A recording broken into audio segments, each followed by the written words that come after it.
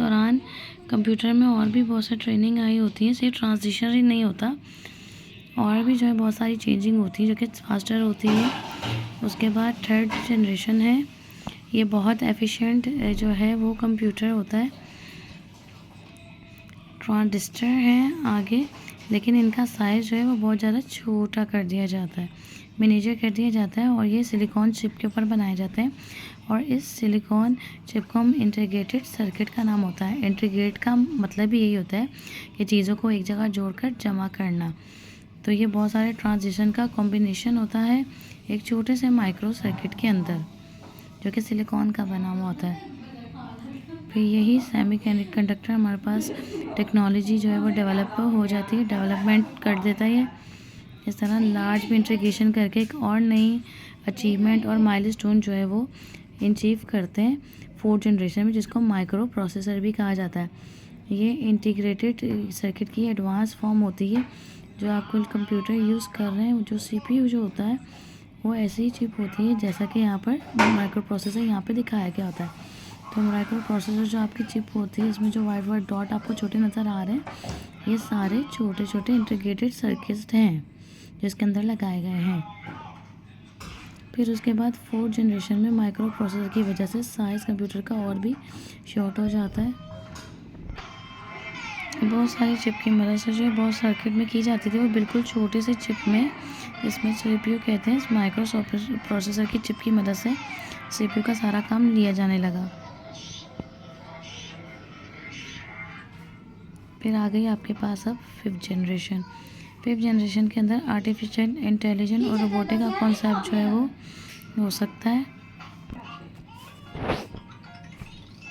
इसने पहले को ह्यूमन को हमें की ज़रूरत होती है, कॉन्सेप्ट इन्होंने फिफ्थ जनरेशन में बताया।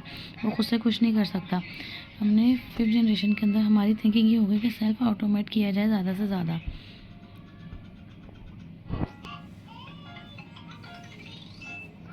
ये खुद ब खुद सलाहियत रखने की सलाहियत रखना चाहिए। हमने फिफ्थ जनरेशन में जो है वो सीखा। ये जो है रिलेटेड वाक़या इससे है, जो एक बताते हैं।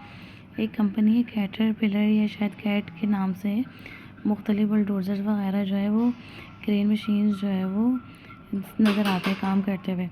लेकिन होता ये था, हैवी इक्विपमेंट जो होते हैं, डंपर होते हैं, जो डॉलर होते हैं, इनके ड्राइवर होते हैं जिनकी बहुत ज़्यादा लंबी शिफ्ट होती है।